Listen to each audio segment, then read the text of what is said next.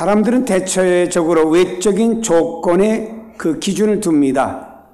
외모와 출신이 어디냐, 학력이 어디까지냐, 어느 학교를 나왔느냐, 소유가 얼마나 되느냐. 우린 이런 것을 가지고 사람을 평가하려고 합니다. 그러다 보니 현대인들은 어떤 외형적인 스펙에 대해서 대단히 신경을 많이 씁니다. 우리 교회 집사님 한 분이 강남에서 학원을 하시는데 예배를 드리고 난 다음에 이런 얘기를 들었습니다. 자기는 10시에 퇴근을 못하고 10시 반이나 11시쯤 돼야만이 퇴근을 할 수가 있다고요. 이유는 10시만 되면 그 유학학원들 앞에 얼마나 수많은 차들이 와서 밤 10시에 불화성을 이루는지 그 강남반 빠져나가는데 30분이 걸린다는 이야기입니다. 강남에 있는 그 아파트들 무지 많은데 거기에 내 소유자는 20%밖에 안 되고 80%는 서울로 유학 와서 아이들을 좋은 학교 보내려고 중1부터 고3까지 있는 부모들이 아이들과 함께 살고 있다는 이야기를 들어봤습니다. 어떤 좋은 회사에 들어가기 위해서 얼굴을 고치는 성형수술하여 외적으로 사람에게 좋게 심사위원들에게 비춰지기 위해서 얼굴까지 고치는 일도 있습니다. 우리는 세상을 살아가면서 외적인 것으로 사람을 판단하는데 너무나도 익숙해져 있습니다. 어떻게 보면은 외모를 통해 판단하는 것이 사람에게 있어서 본능과 같이 보여지기도 합니다. 사람의 눈에 보이는 것에 우선 관심을 가지고 쏠릴 수밖에 없기 때문이라고 하는 것입니다. 광고를 보면은 어떻게 하면 그 광고에 사람의 눈을 쏠리게 할까? 여기에 초점을 맞추게 만들지요. 그만큼 보이는 것이 중요하기 때문에 사람들은 외적인 조건에다가 치우치며 살아가고 있습니다. 오늘 성경 말씀해 보니까 사무엘 선지자도 이새의 집에 가면서 엘리압이라고 하는 그 집의 큰 아들을 보게 되었습니다.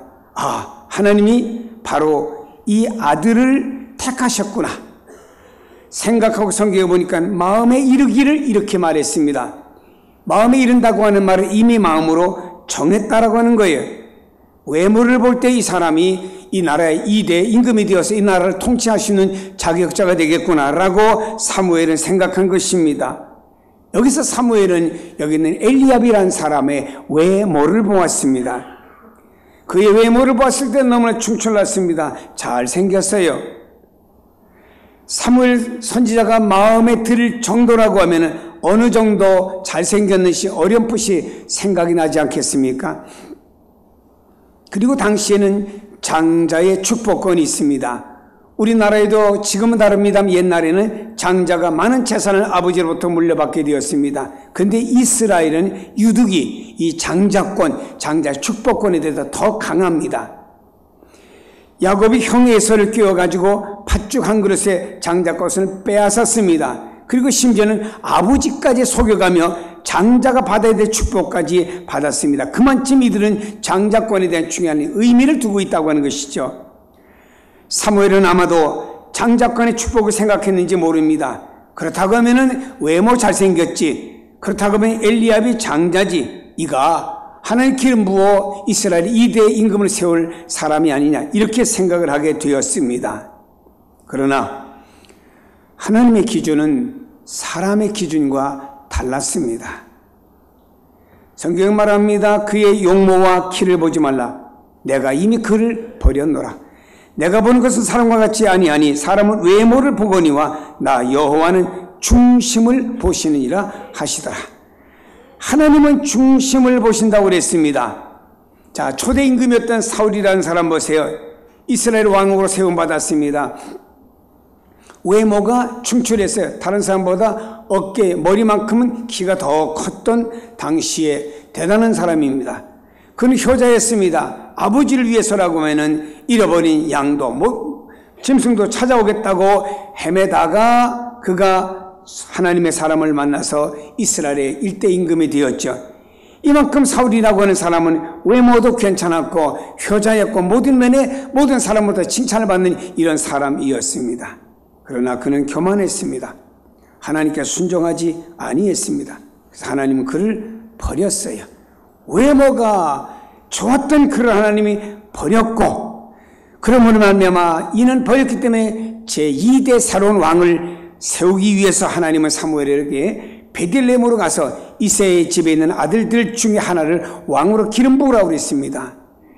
이제 몇째 아들에게 기름을 부으라고 하는 말씀하지 않았습니다. 이 집의 아들이 몇이라고 말씀하지 않았습니다. 그래서 7째까지 다 지나간 다음에 하나님께서 사인이 안 떨어졌습니다. 기름 부으라고 하는. 그래서 이새에게 사무엘이 물었습니다. 아들이 다합니까?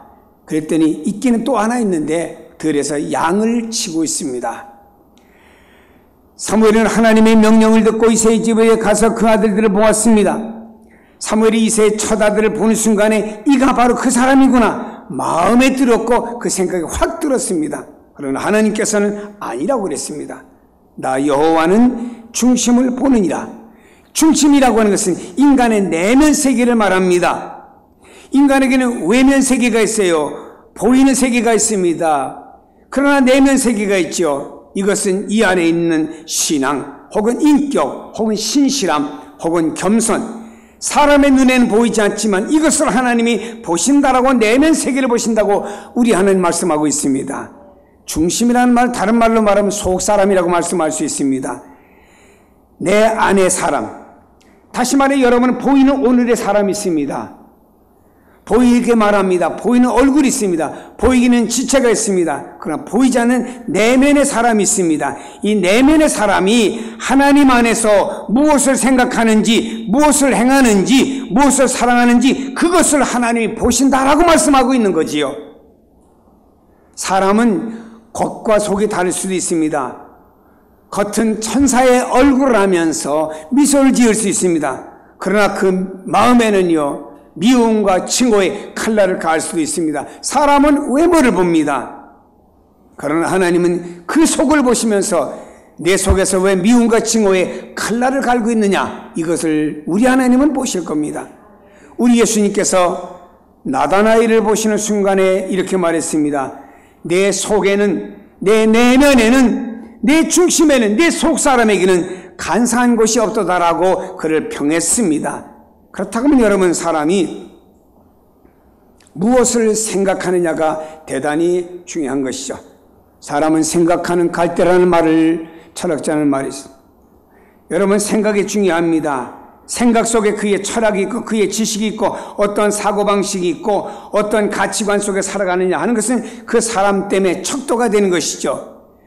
그렇기 때문에 사람이 무엇을 생각하느냐 하는 것은 그 사람의 속사람의 한 모습입니다. 내가 어떤 생각을 하느냐, 내 속에는 한 속사람의 한 부분인 것이죠.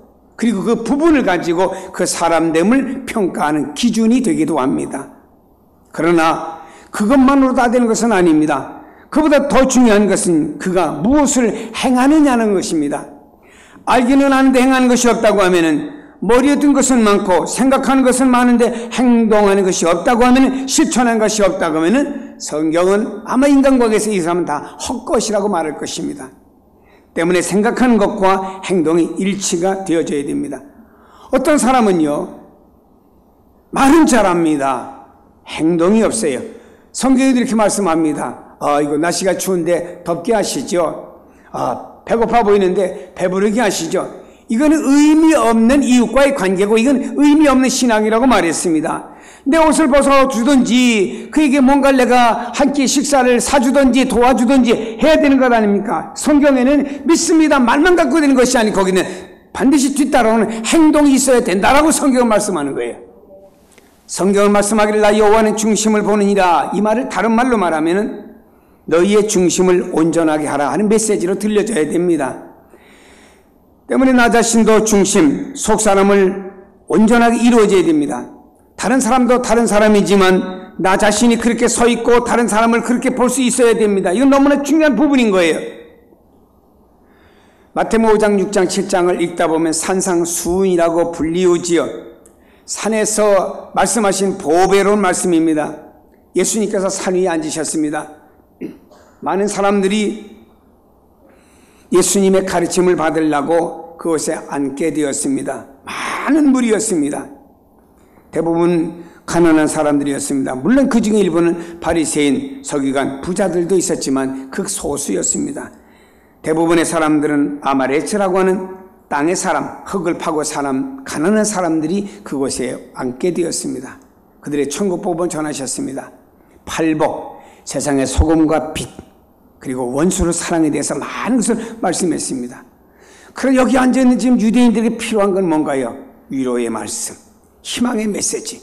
그들이 필요한 건 빵, 그들이 필요한 건 로마의 압제에서 벗어나는 것이었습니다.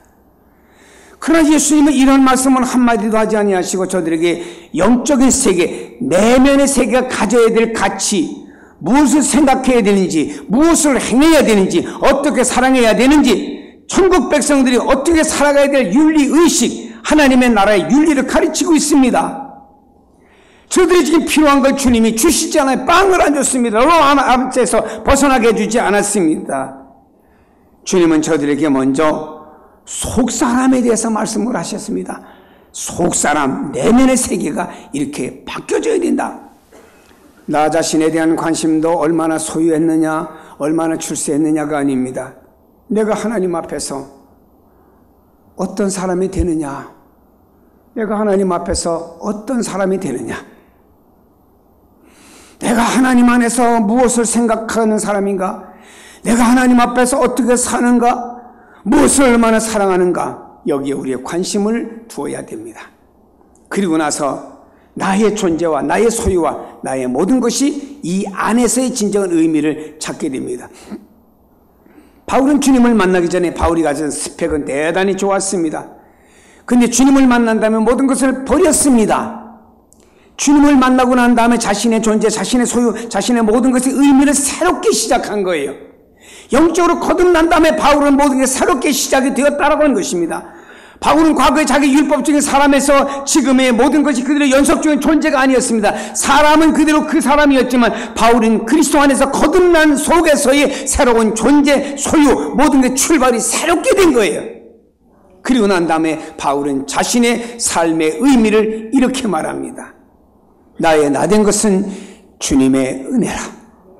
그러므로 바울은 주님을 만난다면 나는 먹든지 마시든지 무엇을 하든지 오직 하나님의 영광에다가 의미를 두겠다라고 했습니다. 나 자신의 어떤 육신에 누리는 것의 의미가 아닙니다. 커피 한 잔 마시고 맛있는 음식 먹으면서 참 좋다, 친구들과 대화하는데 의미가 아니고, 바울은요 오직 모든 일에 하나님께 영광이 돌아가는 일에 사소한 것까지 의미를 두겠다라고 바울은 말했습니다. 건강이 있어야 먹는 것도 의미가 있죠. 건강을 상실한 사람은 싫어 다 거부합니다. 우리에게는 건강이 있어야 소유도 의미가 있습니다. 내 건강 다 잊어버리는데 수많은 소유가 내 건강에 무슨 의미가 있겠습니까?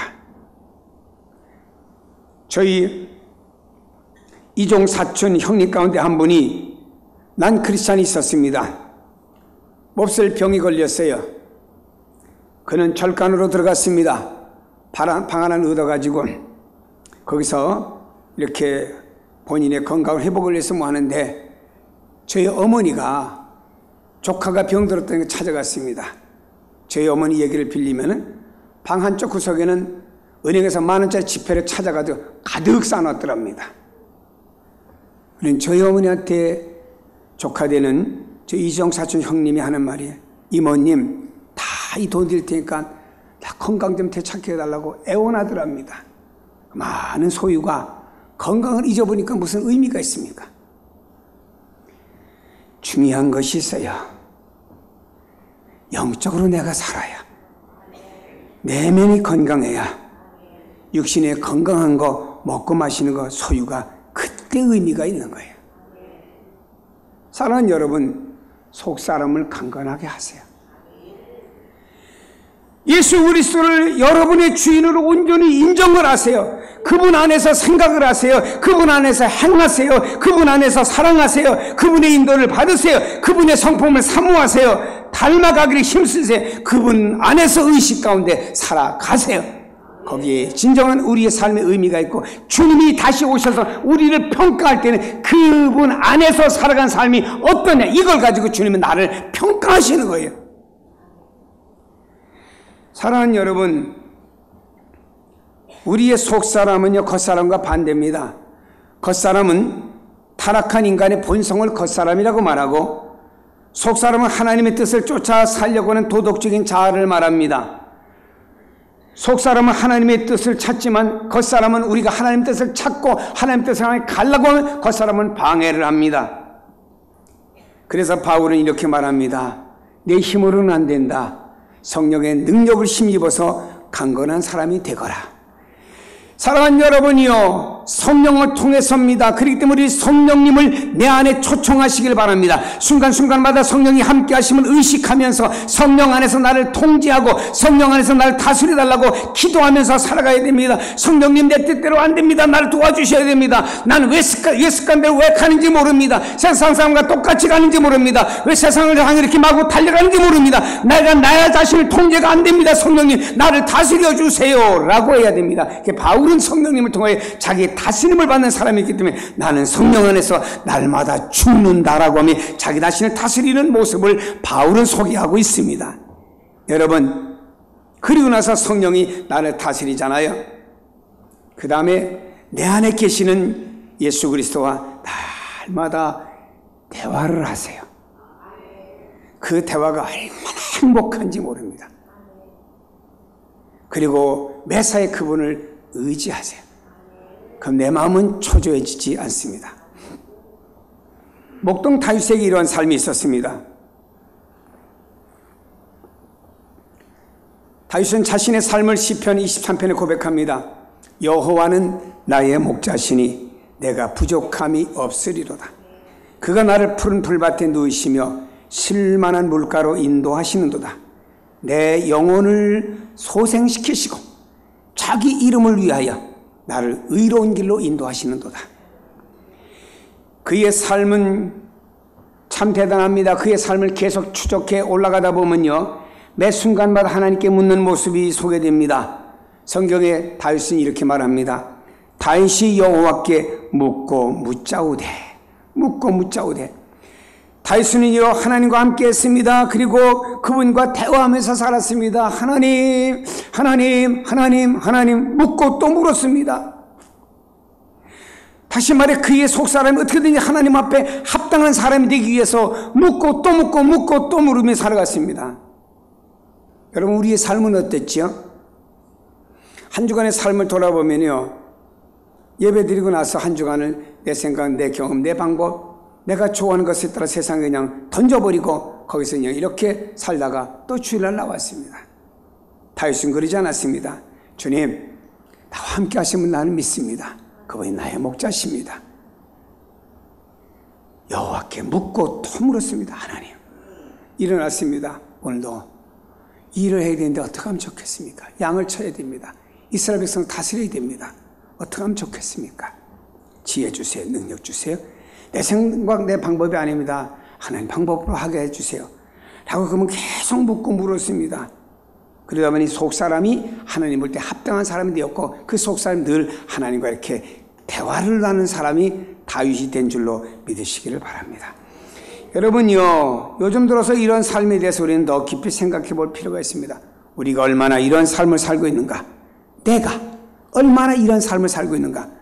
우리 한국교회 안에는 예배가 있고 기도가 있고 전도가 있고 이런 걸 강조하지만 바로 이러한 나의 속사람 내면적인 삶에 대해서 얼마나 강조하고 있는가 볼 때 너무나 약한 모습을 보게 됩니다.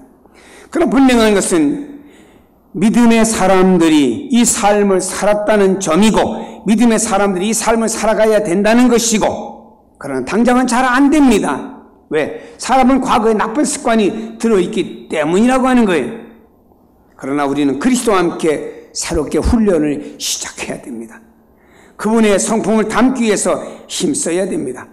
우리의 속사람이 강건해지고 주님의 임재를 늘 느낍니다. 아니, 성경에 주님이 세상 끝날까지 내가 너희와 항상 함께 있으리라 했으면은 그 말씀을 믿으면은 내 안에 주님의 임재를 느껴야 될 것 아니겠습니까? 그리고 내가 모든 사람이 길을 갈지라 발걸음 인도하시는 분은 하나님이라 했으면 내 발걸음 하나하나 하나님 인도하신다는 사실을 우리 믿고 다녀야 될 거 아니겠습니까? 그래서 우리 그 주님 안에서 생각하고 주님 안에서 행동으로 옮기고 주님 안에서 사랑하고 주님의 성품을 닮아가는 이런 속사람이 건강해지는 여러분이 되시길 주의 이름으로 축복합니다.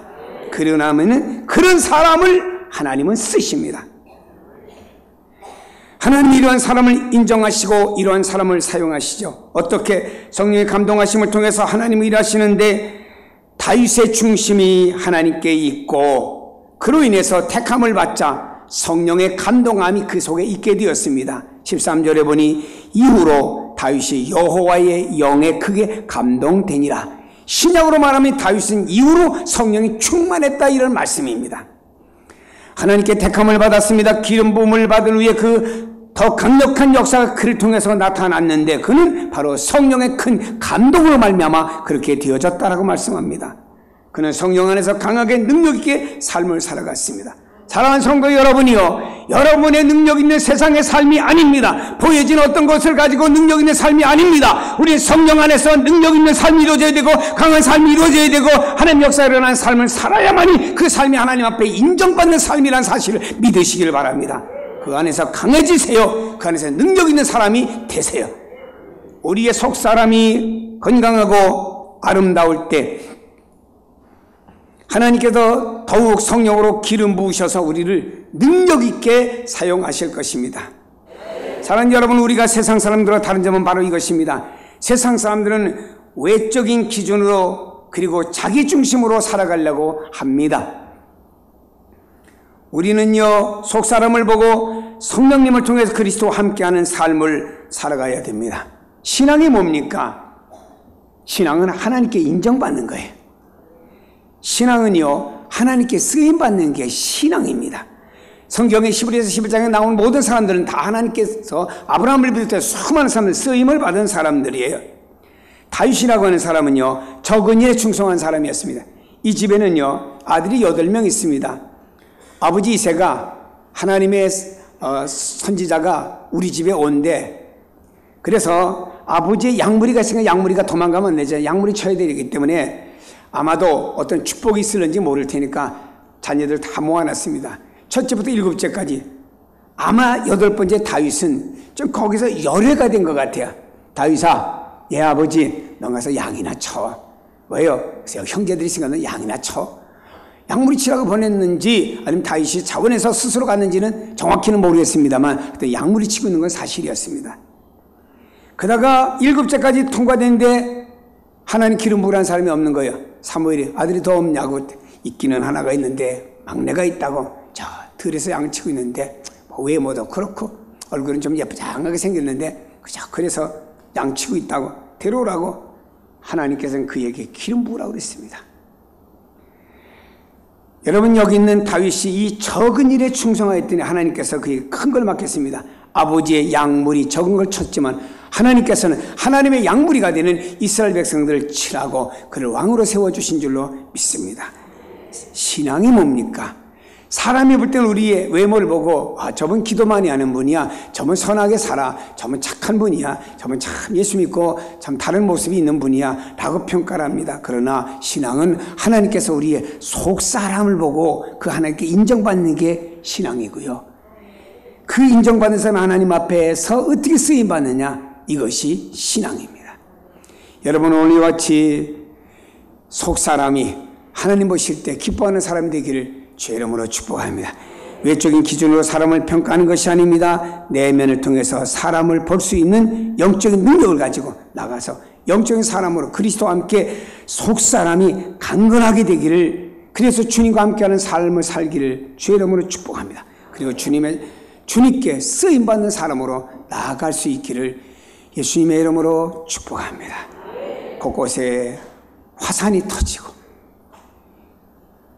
어느 나라에서는 너무 더워가지고 1700명의 사람이 더위에 죽었고, 우리나라에는 호흡기 증후군인가 이것 때문에 지금 비상이 걸려있고, 여러분, 사람이 미래가 보장되어야 하는 이런 속에서 불안해합니까?